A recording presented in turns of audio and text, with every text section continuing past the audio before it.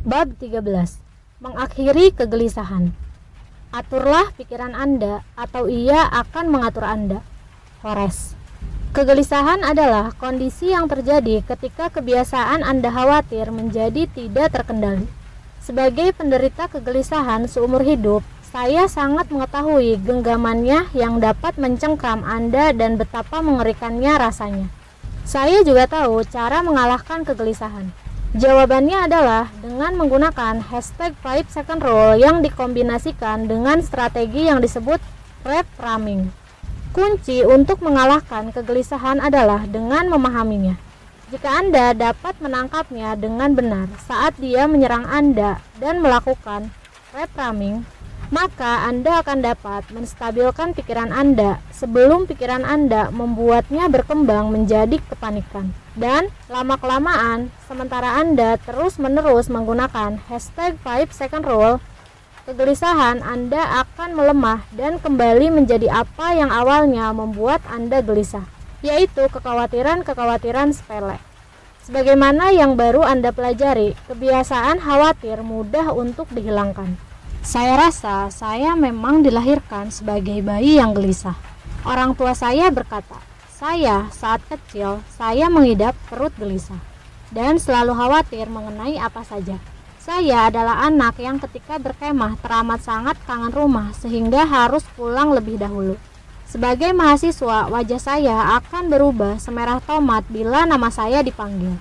Saya bergantung pada keberanian cair untuk berbicara dengan pemuda-pemuda keren di pesta-pesta, karena tanpa alkohol saya pasti akan mengalami ketegangan di leher. Serangan kepanikan dimulai sejak saya berusia awal 20-an. Ketika saya mulai kuliah hukum, serangan kepanikan terasa seolah-olah Anda akan mengalami serangan jantung dan dapat terjadi karena dua alasan. Pertama, karena Anda mempunyai sesuatu yang menakutkan untuk dilakukan. Berbicara di depan umum, bertemu dengan mantan, naik pesawat, atau dua, karena tanpa alasan sama sekali. Bila Anda tidak pernah mengalami serangan kepanikan, berikut ini adalah cara terbaik untuk menjelaskan tentang serangan tersebut, yaitu ketika pikiran dan tubuh Anda mengalami keadaan hampir saja yang benar-benar berada di luar konteks. Izinkan saya untuk memberikan penjelasan dengan menggunakan analogi yang amat sederhana. Kepanikan normal versus serangan kepanikan. Akan ada banyak sekali momen dalam kehidupan Anda ketika Anda akan mengalami kepanikan, dan itu merupakan hal yang sangat wajar.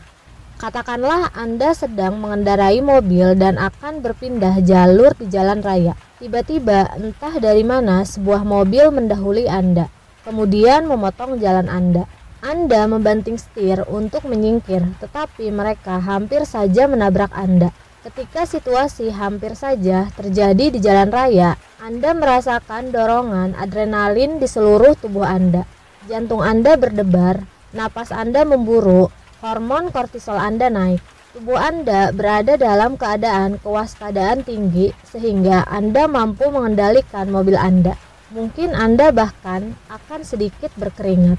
Segera setelah tubuh Anda ketakutan, hal tersebut memicu pikiran Anda untuk menemukan alasan mengapa tubuh Anda begitu gelisah. Dalam contoh di jalan raya ini, otak Anda tahu bahwa Anda hampir saja mengalami kecelakaan mobil, dan itulah sebabnya mengapa tubuh Anda ketakutan. Truk itu hampir menabrak kita. Saya mengerti mengapa dia panik. Semua baik-baik saja. Pada saat pikiran Anda memiliki penjelasan mengenai mengapa tubuh Anda ketakutan, hal tersebut tidak akan meningkatkan kegelisahan. Pikiran Anda akan membantu tubuh Anda untuk tenang karena ia tahu bahwa bahaya sudah berlalu. Hidup Anda akan kembali normal, dan lain kali Anda akan bersikap agak lebih hati-hati bila berpindah jalur. Ketika Anda mengalami serangan kepanikan, sensasi hampir saja yang sama mendesak pikiran dan tubuh Anda, tanpa peringatan apapun dan tanpa ada kejadian yang mendahului. Anda akan berdiri di dapur menuangkan secangkir kopi, lalu entah dari mana Anda merasakan desakan adrenalin di seluruh tubuh Anda. Persis seperti yang terjadi ketika mobil itu nyaris menabrak Anda di jalan raya. Jantung Anda berpacu, napas Anda memburu, Mungkin Anda akan sedikit berkeringat. Hormon kortisol Anda naik. Tubuh Anda berada dalam keadaan kewaspadaan tinggi. Sekarang setelah tubuh Anda berada dalam keadaan waspada, pikiran Anda mulai berlomba untuk berusaha memahami sebabnya. Jika Anda tidak mempunyai alasan masuk akal, pikiran Anda akan beranggapan Anda pasti berada dalam bahaya yang sesungguhnya. Anda tidak akan bisa berpikir sehingga menambah ketakutan Anda, menyangka bahwa bahaya itu tidak jauh. Saya baru saja membuat kopi dan sekarang saya merasa seperti mengalami serangan kepanikan. Apa yang terjadi? Pasti ada sesuatu yang salah. Sementara jantung Anda mulai berdebar, pikiran Anda berpacu untuk mendapatkan sebuah penjelasan agar ia dapat memahami apa yang sedang terjadi terhadap tubuh Anda serta menentukan bagaimana harus melindungi Anda. Mungkin saya mengalami serangan jantung. Mungkin saya tidak ingin menikah bulan depan.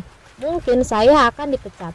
Mungkin saya sedang sekarat. Ketika Anda mengalami serangan kepanikan, sensasi hampir saja yang sama mendesak pikiran dan tubuh Anda, tanpa peringatan apapun dan tanpa ada kejadian yang mendahului. Anda akan berdiri di dapur menuangkan secangkir kopi. Lalu entah dari mana Anda merasakan desakan adrenalin di seluruh tubuh Anda. Persis seperti yang terjadi ketika mobil itu nyaris menabrak Anda di jalan raya. Jantung Anda berpacu, napas Anda memburu. Mungkin Anda akan sedikit berkeringat. Hormon kortisol Anda naik. Tubuh Anda berada dalam keadaan kewaspadaan tinggi. Sekarang setelah tubuh Anda berada dalam keadaan waspada, pikiran Anda mulai berlomba untuk berusaha memahami sebabnya. Jika Anda tidak mempunyai alasan masuk akal, pikiran Anda akan beranggapan Anda pasti berada dalam bahaya yang sesungguhnya. Anda tidak akan bisa berpikir sehingga menambah ketakutan Anda, menyangka bahwa bahaya itu tidak jauh. Saya baru saja membuat kopi dan sekarang saya merasa seperti mengalami serangan kepanikan. Apa yang terjadi? Pasti ada sesuatu yang salah. Sementara jantung Anda mulai berdebar. Pikiran Anda berpacu untuk mendapatkan sebuah penjelasan agar ia dapat memahami apa yang sedang terjadi terhadap tubuh Anda serta menentukan bagaimana harus melindungi Anda. Mungkin saya mengalami serangan jantung. Mungkin saya tidak ingin menikah bulan depan. Mungkin saya akan dipecat. Mungkin saya sedang sekarat. Bila pikiran Anda tidak dapat menemukan penjelasan yang tepat, otak Anda akan membuat kegelisahan semakin parah sehingga Anda ingin lari dari situasi itu dan meninggalkan ruangan. Bila Anda pernah melihat seseorang mengalami serangan kepanikan, mereka ketakutan, berjalan kian kemari, pikiran kemana-mana, tatapan rusa di depan lampu besar, dan mendadak harus meninggalkan ruangan. Ini lingkaran yang kejam, dan saya pernah terjebak di dalamnya selama bertahun-tahun. Lama sekali, saya tidak memahami perbedaan antara kepanikan normal dan serangan kepanikan. Begitu pula peran yang dimainkan oleh pikiran saya di dalam menambah kegelisahan saya. Saya sudah mendatangi banyak terapis dan mencoba segala jenis teknik kognitif untuk mencoba menghentikan diri saya dari kepanikan. Begitu parahnya keadaan saya hingga saya takut pada serangan kepanikan itu sendiri. Dan ketakutan itu sudah tentu justru membuat saya semakin mengalami serangan kepanikan.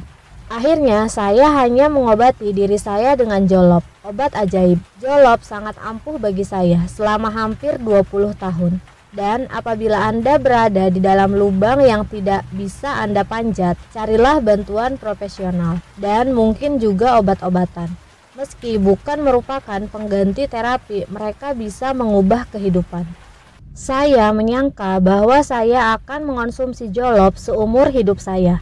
Lalu kami mempunyai anak dan ketiga-tiganya mulai berjuang dengan bentuk kegelisahan mereka masing-masing yang lebih dari sekedar kekhawatiran. Kegelisahan itu berpengaruh terhadap kehidupan mereka. Mereka tidak pernah lagi menginap, tidur di lantai kamar kami, dan khawatir tentang apa saja. Oakley menamakan keadaan kepanikannya Oliver.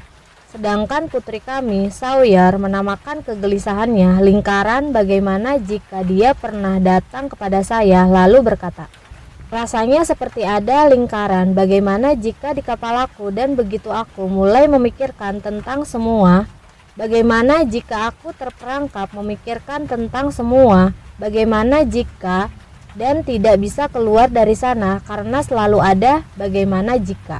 Saya tahu betapa mengerikannya menderita akibat kegelisahan, dan rasanya sangat memilukan melihat anak-anak kami berjuang dan ketakutan.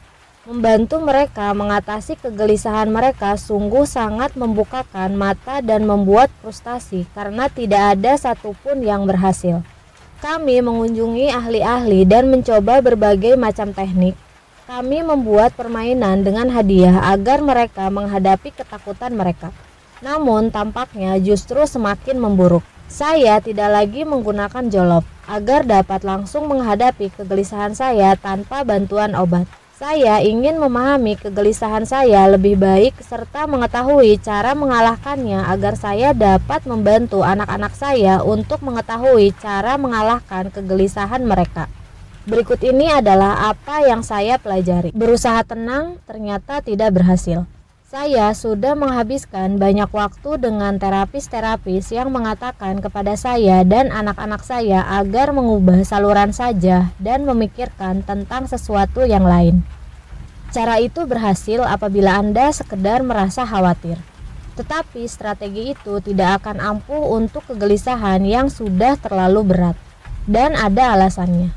Bila Anda merasa gelisah, Anda berada dalam keadaan fisik yang tertekan.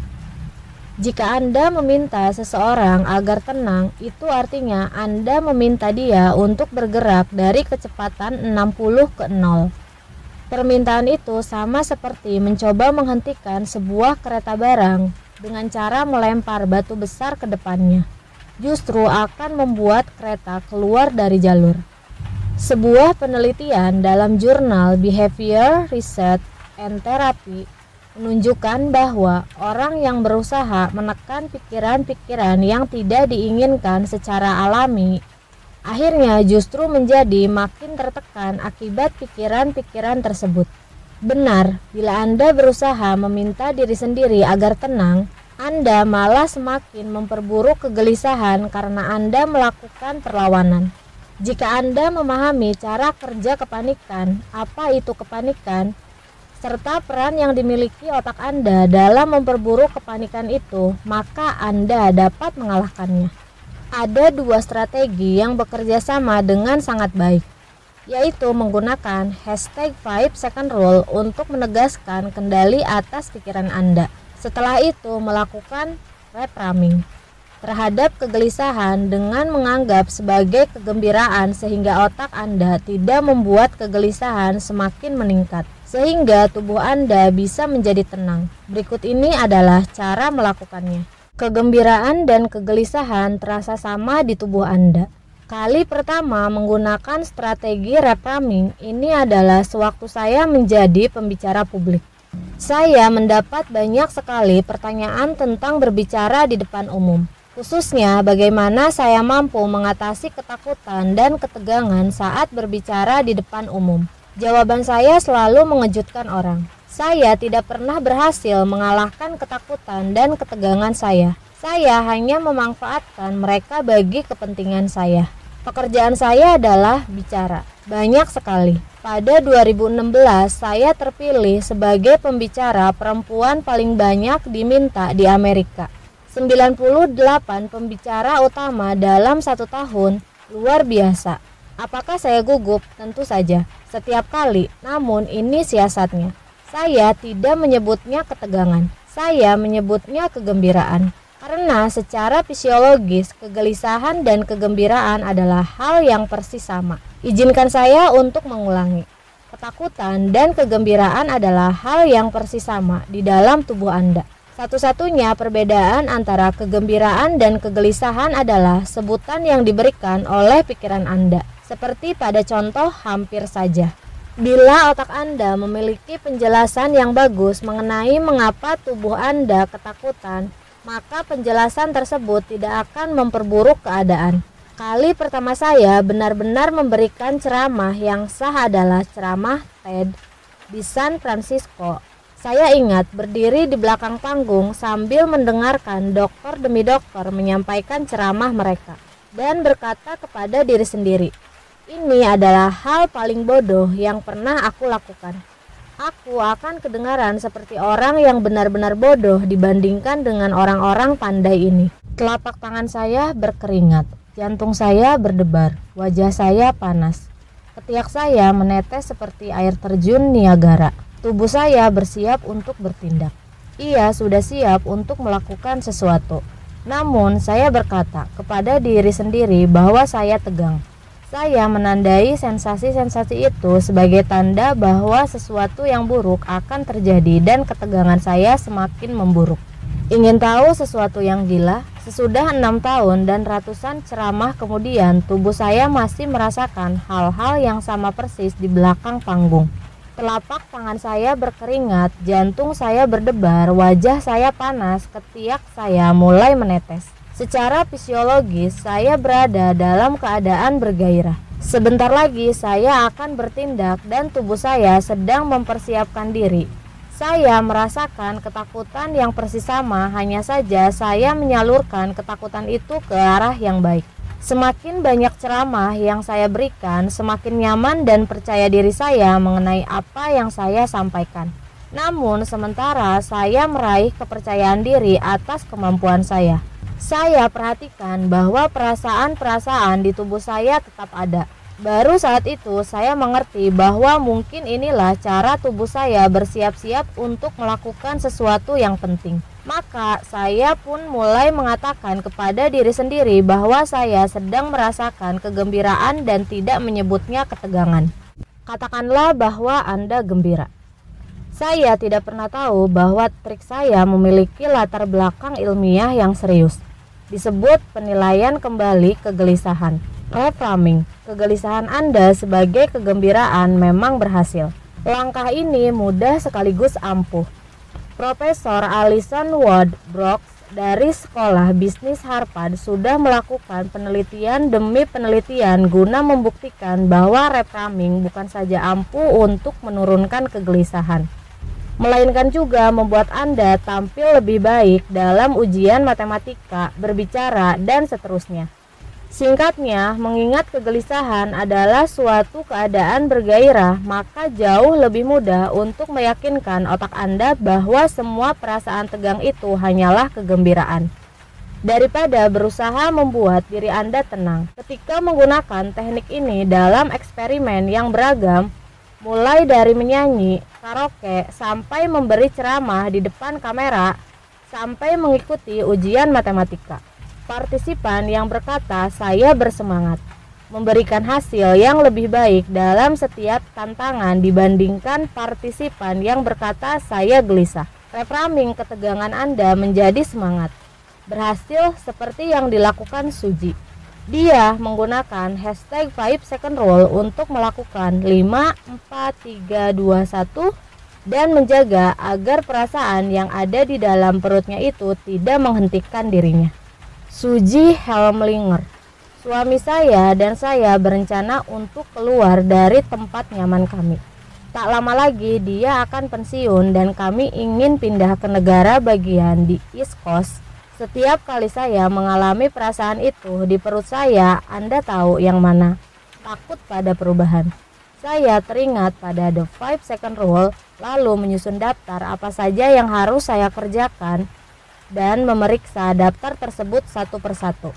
Cara ini membuat kami semakin dekat kepada mimpi kami. Terima kasih atas inspirasi Anda. Suka balas pesan. Nah, inilah manfaat mengatakan saya bersemangat. Kepada diri sendiri, pernyataan itu tidak benar-benar mengurangi perasaan yang muncul di seluruh tubuh Anda. Ia hanya memberikan kepada pikiran Anda penjelasan yang memberi kekuatan kepada Anda. Dengan cara itu, perasaan tegang menjadi tidak semakin meningkat.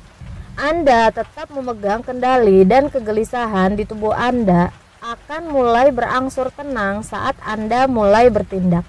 Saya bersemangat untuk, dia hanya bersemangat, tidak perlu dikhawatirkan. Bila nanti Anda mengalami serangan kepanikan saat sedang membuat kopi, mengalami demam panggung, merasa gugup menjelang pertandingan, atau khawatir menghadapi ujian penting atau wawancara pekerjaan. Gunakanlah hashtag 5 second rule dan hasil riset terbaru ini guna mengalahkan kegelisahan Anda. Segera setelah Anda merasakan kegelisahan menguasai tubuh Anda, kendalikanlah pikiran Anda. 5, 4, 3, 2, 1. Kemudian mulailah berkata kepada diri sendiri, aku sangat bersemangat. Setelah itu, doronglah diri Anda melangkah ke depan. Inilah yang dilakukan J. Greg ketika dia melakukan reframing perasaannya untuk mengalahkan kegelisahan. J. Greg Morrison. Dalam waktu 5 detik, saya reframing keraguan ini sebagai sebuah kesempatan untuk tetap melanjutkan pekerjaan saya walaupun saya tidak merasa ingin melakukannya. Saya telah membiarkan perasaan tidak merasa ingin melakukannya.